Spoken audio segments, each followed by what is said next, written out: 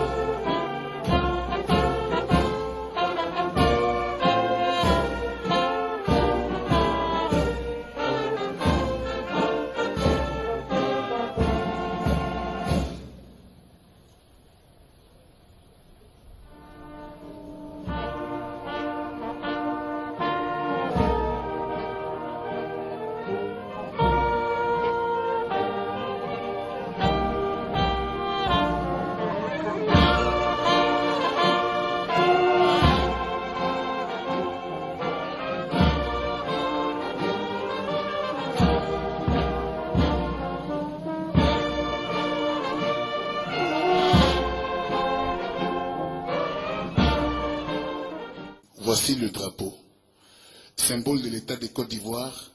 Il est l'emblème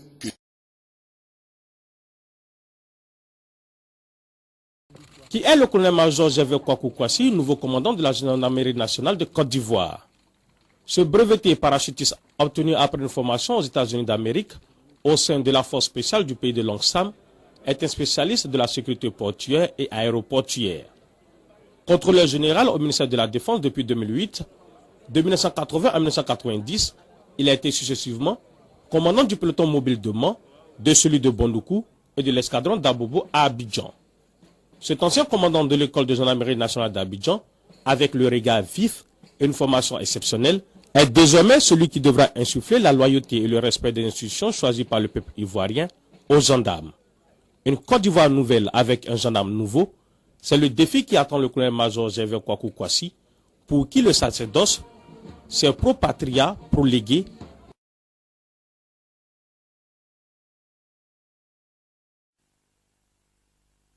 Il n'est pas perdu que le président de la République a reçu à déjeuner le nouveau commandement de l'armée nationale de Côte d'Ivoire ainsi que tous ses invités. Ces invités étaient en majorité les délégations militaires venues de la région ouest-africaine. Les chefs d'état-major du Bénin, du Burkina Faso, du Ghana, avec en plus le ministre de la Défense de ce pays. Les chefs d'état-major du Mali, du Niger, du Nigeria, qui comptaient la plus forte délégation avec 8 personnes. Le chef d'état-major du Togo. Vos pays et gouvernements respectifs ont toujours été aux côtés de la Côte d'Ivoire dans sa recherche de la paix, leur dira le président de la République pour leur souhaiter la bienvenue. Je crois que la stabilité de la Côte d'Ivoire, dépendant de la stabilité de toute la sous-région.